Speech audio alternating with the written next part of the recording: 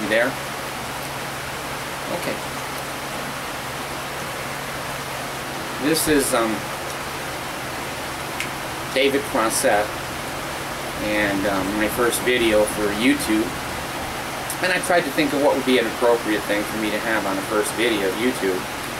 And there's a couple of reasons I've chosen the subject that I have.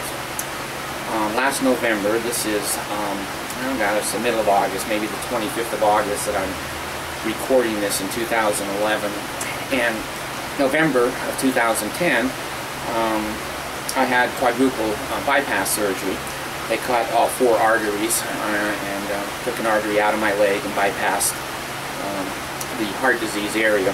And when a person has a traumatizing experience like that, it has one to have reflection, meditation, and to evaluate where you are in life and what you've done in life.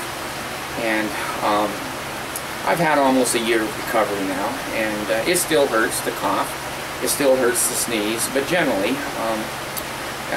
I've recovered from that particular event. The subject that I have chosen to speak on for my first YouTube video is on my family.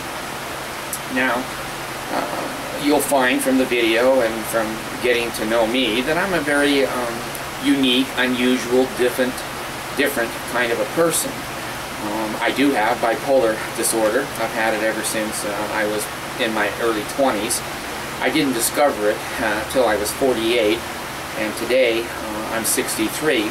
And it's taken several years to balance the medications, to get the right medication, and to be able to act reasonably normal within the boundaries of what society expects me to act like. So that you'll see perhaps in this presentation. I also have diabetes. I've had that for since I was 48, and have a little neuropathy in the feed, and have to shoot 100 units, 120 units of insulin every day. But other than that, I'm in good condition. I wanted to speak about a little bit about being a father and my perspective of what's happened as me as a father. Right from the get-go, I'll tell you that I've been married 5 times and annulled once, so this is my 6th attempt at living with a woman and trying to get along and have a successful life. Altogether, I have 14 kids. 3 are adopted. Monica was adopted at a very young age, and I've adopted 2 little girls who are sisters from the Philippines. And so totally, I have 14 children that I know of. And I'm going to kind of go from my early 20s to up to today of what a father is like, what my experience as a father has been like. And maybe this will be valuable to my kids, and maybe they'll just throw it in the trash can, and frankly, I don't give a rat's ass what they do. But those who are interested in my perspective of what's happened over a lifetime may find some of this interesting. I was a very young father. I was 19 years old when I married Janice Sorensen, and I was a student still at BYU, and so was she. We were both on the International Ballroom Dance team, and we were both Mormons. We both had been raised in the Mormon church, and so we had that value system and that positive and that negative parts of that religion. We were married 4 years, and from that marriage came Michelle, my oldest daughter, Michelle Shireen, and Nicole Monique, my second daughter. And again, I'd like to just kind of explain, when you're 22 or 23 years old as a father, you can be very different when you're 63-year-old. You may not be. You may be the same father you were when you were in your 20s. I came from a very rigid background, and with the Mormon Church and its doctrine of be ye therefore perfect, It's made it somewhat difficult to be interfaced into society, to have outside friends that are not Mormons, and to have outside ideas. So Janice was a good wife. I have no complaints at all about Janice. She was a farm girl and pretty simple and pretty sweet person. And she was a good mother. She was a very good mother to Michelle and Nicole. She worked and she went to school full-time, and she did a lot of my homework so that I finally graduated from BYU. So in this presentation at my age, looking back on that time period, Janice was a good person, and she was a good wife and a good mother. Now, why would I divorce that girl? She didn't divorce me, I divorced her. And there's a couple of answers and a couple of reasons. One is our background was very, very different. I wasn't a city boy, but I was in the know. I had street knowledge. And Janice came from Centerville, Utah, and it's pretty rural, and everybody knows everybody, and a very different lifestyle than I had. And at BYU, she matriculated fine, but I wanted more excitement, I wanted more fast cars, I wanted more excitement in my life, and Janice really was not wired that way. And I got myself into a situation that in my 20s is not too unusual. BYU thought that I could teach dance very well, Latin American dance, and they hired me to teach 5 or 6 sections a week of Latin American dance. Well, in those classes I had anywhere from 75, 90, 100 people that were coming in to learn cha-cha, mambo, tango, waltz, quick step, whatever. And I'm not a person that really finds a lot of girls attractive. I don't know why. I like girls, but there's certain girls that just hit me differently than all the others. And I had 1,000 or 2,000 girls come through those classes, and it was popular and acceptable and expected that I would take one of those girls out of a huge class and use her as my dance partner so that the girls could see the dance steps of the woman. And a long story short, there's a young girl, her name was Betty, and a cute little gal, probably freshman, 18, 19 years old.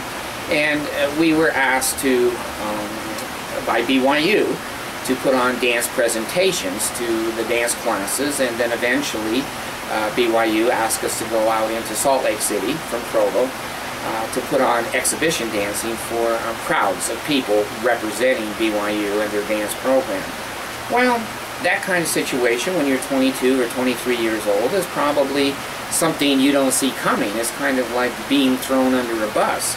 I'm locked in a quasi-relationship with a young girl, and we're, putting on costumes and hotel rooms and spending hours together and practicing and presenting. And of course, all the pictures were of me and her, not my wife, but me and her. And Janice was pregnant. I don't remember, it must have been with Nicole. And, a girl that's pregnant is a little bit moody sometimes and a little bit standoffish. And I found Betty exciting and attractive, and became emotionally involved with Betty, and made the terrible mistake of having, divided my attention in the relationship. Now, because of Nicole, which I love dearly, I'm going to put in this video that I never had sexual intercourse. Now, I'm not trying to pretend I'm Bill Clinton here. I did not have sex with that woman. We certainly had some affectionate type of inappropriate behavior. Well, I'm not a person that really can lie. I'm not a person that can be deceptive. What you see is basically what you get, at least my perception of what's true. Now, others may have a different perception. And so I went straightforward to Janice, and I told her, I said, you know, this is going on. Well, she was young, and she was pregnant, and very upset. And Janice basically said, you know, I think we should get a divorce. And I said, well, if that's the way you feel, okay. So we lied in the court in Provo. We went in and said that we'd been separated for 6 or 8 months, which we hadn't. We were still living right together. And the court granted us a divorce with an immediate, no waiting period. So Janice and I had some very rough times with me trying to visit. I moved to Massachusetts. I became an insurance agent, and a successful one, and bought a house, a pool, and nice things. And back in those days, you got to move back into the late 60s. Child support and helping with the kids was chaotic at the best. And I had other kids. I had Monica and Adam and Stephen and Dan and Rachel. And it was all I could do to take care of those kids and pay the bills and make the house payment. And the child support to Utah and Michelle and Nicole was erratic and sporadic. There was a court order, and I did get behind on child support to Michelle and Nicole, and for that I feel very, very sorry and bad. I should have budgeted for all of my kids rather than the ones that were living with me. And as most divorces go that I've experienced and witnessed, Janice withheld the kids from me. And my only retaliation to make things in my mind, in those days even, was to not pay the full amount or skip child support payments to punish her. Well, in retrospect, it appears that I punished my kids more than I punished her. And looking back again at my youth, I would not now engage in revenge or retribution. It's not worth it.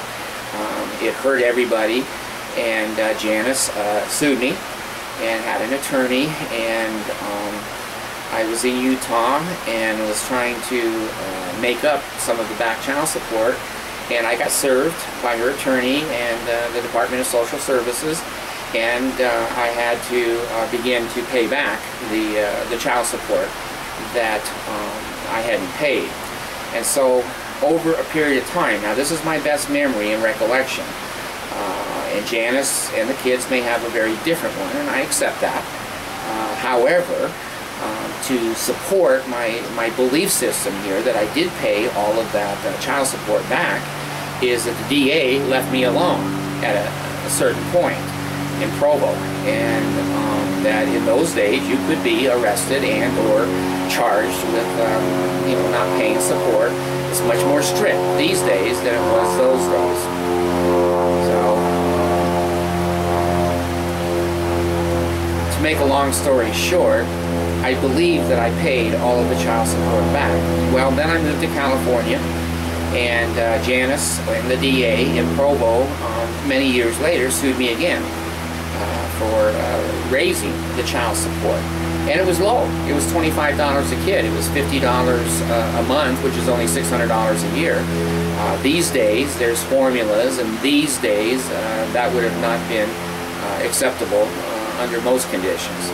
So I went to court, and they had a hearing, and the DA of Ventura County was the advocate for the state of Utah and Janice, and the judge was female. And we went through the whole hearing, and the judge decided that the child support that I was ordered, the $25 per child per month, was correct. And California then backed off of serving me further, or, you know, prosecuting me. So I continued to pay that, and I did continue to pay that because it went through the Child Support Division in Ventura, California. So those, the truth of the matter is the child support all got paid. Also, the truth of the matter is it was very, very low. But also the truth and facts of the matter is that the judge, female, in California, in looking at my finances and my disability and other factors that she used in her formula confirmed that the $25 order from Utah was correct. So there's some bitter feelings and negative feelings with some of my kids, Michelle and Nicole, that I didn't support them correctly, and I certainly would take some credit and blame for being erratic and sporadic as revenge, because the ability to visit them, regardless of what their mother says now or then, was impeded. I drove all the way one day from Massachusetts to Provo without stopping, non-stop, and when I called Janice to visit the girls, she said they're out flying kites, they can't visit you today. And there were other times that I showed up and the kids were not there, the house was empty and vacant, and when I contacted the authorities, they said I had to go back to court, and it just became a nightmare. And there was some time that when I moved back finally to Provo because of the girls, I gave up my insurance business, my house, my new car, and drove back to Provo and rented a house just below the temple. And Michelle and Nicole came over, and I think that only lasted maybe 3 months, 4 months, and I don't know. I'm old and I don't remember how long that lasted. And most of the time, my kids were very accepting of the other kids. And the kids got along, they played together, we went to the park and things like that. And I know that Nicole has some negative feelings towards those visits. I found, and I made a decision, that Janice was crying most of the time when I took the kids, and my wife Janet at that time now was crying because she had 2 extra kids, and they would yell, "You're not my mother," and those kinds of attitudes.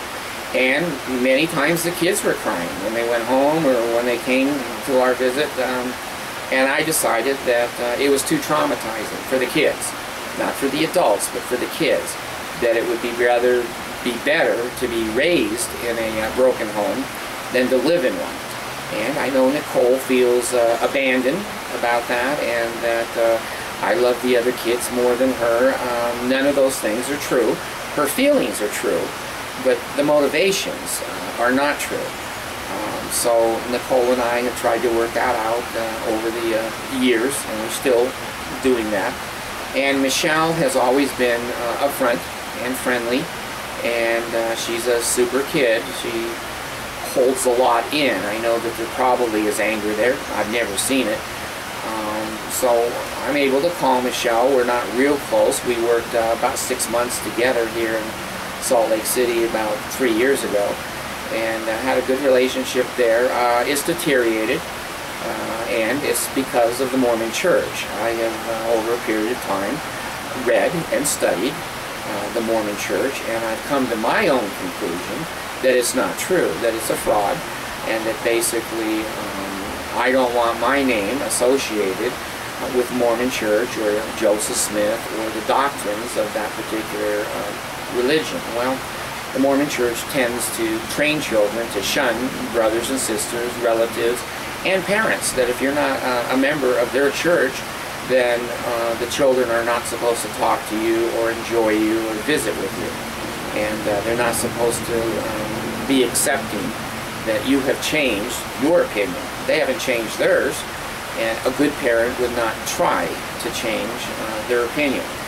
That's what they find to be comforting to them, and who would take that away from any human being? Well, today, like I said, Michelle and Nicole, from my first marriage, have been traumatized. They didn't have enough money.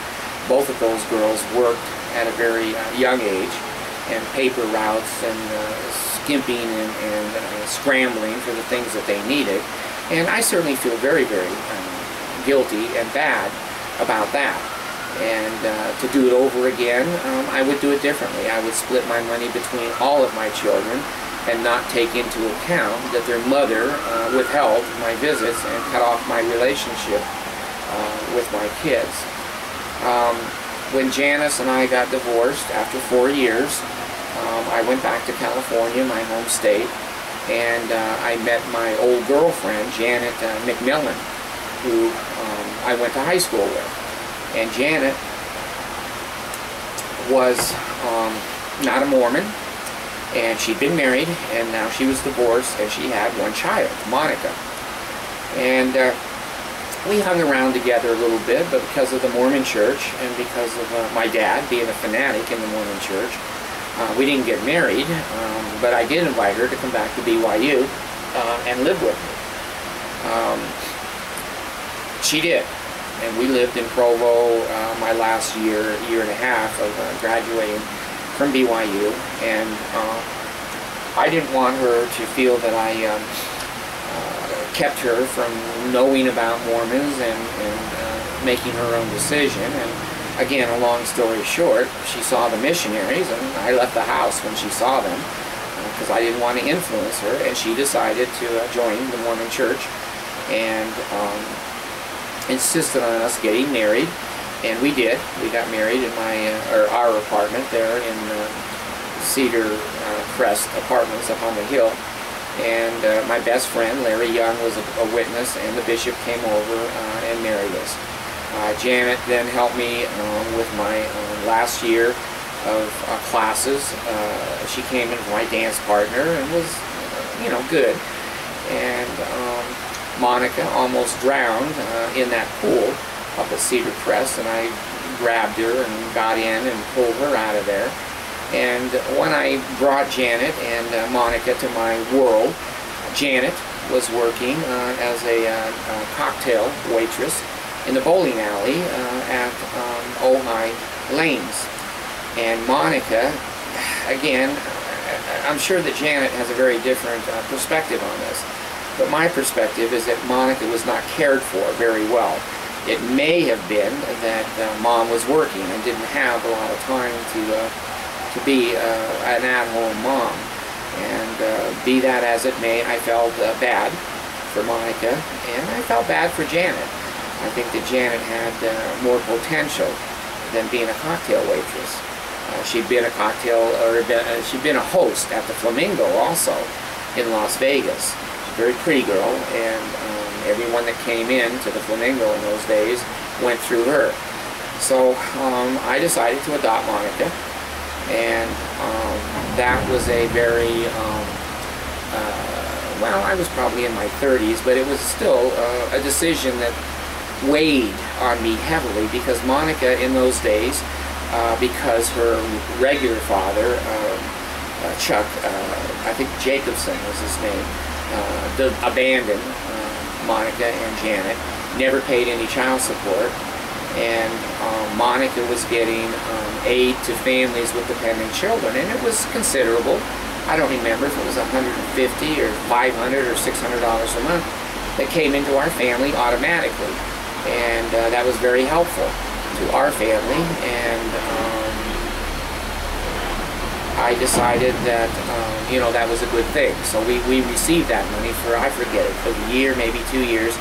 And then, because I was a Mormon, and I do believe that the Mormon church is a cult, and I've studied cults. I have 2 master's degrees, and one wife that was a therapist, I'll talk about later, having to do with deprogramming of cults. So again, back to the point, I decided to take Monica to the Mormon temple. And the Mormon church has some very stringent and anti-family kind of rules, and they would not let me take Monica to the temple because I wasn't her dad. And I felt morally for me to go to the temple with Janet and whatever 3 or 4 other kids and leave Monica at home, in my mind was not morally right. So I paid an attorney in Westfield, Massachusetts, to adopt Monica, and I was fully aware that I was going to lose that check for aid to families with dependent children. And it was a considerable amount of money. It was over $100,000 until Monica turned 18. But I felt it was the right thing to do. I loved her, and I took extra jobs and sold extra insurance policies to make up that money. So I'm kind of long-winded here, and I'm just kind of thinking my marriage to Janet was a good marriage. Janet is a good person. She can be a little bit moody sometimes, and has a lack of confidence and maybe some lower self-esteem. But I accepted that, and I was crazy about her. I was just head over heels over Janet, and we had a very good relationship. We lived in Westfield, Massachusetts, and then we lived in California together. And when we moved back to California, we had 5 children. And Janet, one day I came home, and there was a note on the table, and she had written to me and said, you know, you're going to have to change a lot if I'm going to stay with you. And she took the kids. She took all 5 kids and went up to her girlfriend's house in San Luis Obispo and was hiding. And my feelings then, and I guess there's somewhat feelings I still have, was that she had every right in the world to not want to love me or want to live with me. Being bipolar, it's very difficult to live with a bipolar person. And she had every right to walk out of that marriage and go, hey, you know, this is not for me. And so, again, you know, these are things you see in retrospect as a father. I'm very, well, I don't know if possessive is the right word, but very active in protecting my children and supporting and taking care of them, other than the things I've already mentioned. And so, again, a long story short, I dressed up in costumes and rented cars, and I went up to her girlfriend's house, and I captured 3 or 4 of the kids and took them back to Ojai. And finally, Monica was the last one there, and she was the natural child of Janet. And she called me and said, you know, Dad, I want to come and live with you. And I said, okay. So I had all 5 of the kids, and the Ventura County Court gave me custody of those kids, and basically I raised them. Now I'm sitting here because I'm old and thinking, you know, old people forget things, and I forgot one wife, Genie. So,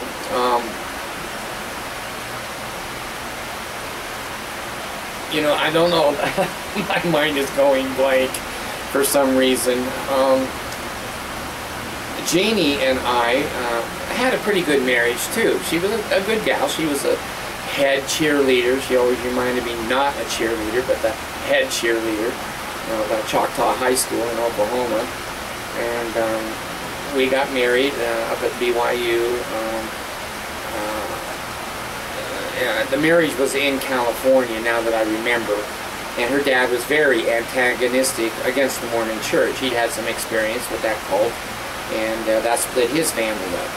And he was very upset, thinking that Genie and I were going to get married and not do it in the Mormon temple, because that excludes him. The cult basically lets children be married and bans their parents if the parents are not active in their religion. So the most important event in this father's life was to see his daughter married, and he felt cheated by the Mormon Church to be excluded from her marriage. So I made the decision to marry the girl in the Thousand Oaks LDS Stake Center. And it was a regular wedding with friends and, you know, bridesmaids and the whole thing with getting married. And her father was able to attend. It wasn't too many years after that. He passed away. And I always felt good about my decision to include him in his daughter's marriage. I'm sure there's those that are watching right now think that may not have been a good idea, but I have to live with it, and I'm comfortable. I'm very comfortable with it. And the Mormon Church has a punishment period of 1 year, that if you don't marry in the temple the first time, you have to wait a year to go to the temple and get married in their temple. We did that, and we got married, Genie and I, in the Salt Lake Temple. I don't know why I forgot her.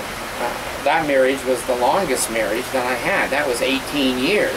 And that's a pretty long time for a marriage.